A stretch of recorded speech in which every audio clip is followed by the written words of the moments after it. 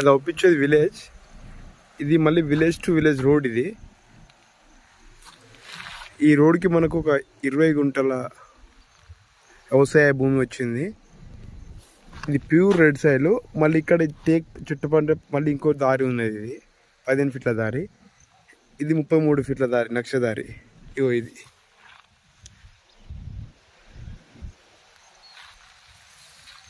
20 గుంటల వ్యవసాయ భూమి.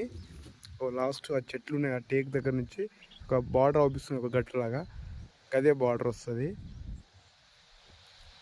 20 గుంటల్లో అగ్రికల్చర్ ల్యాండ్, మొత్తం పత్తి చేను, ప్యూర్ రెడ్ సాయిల్.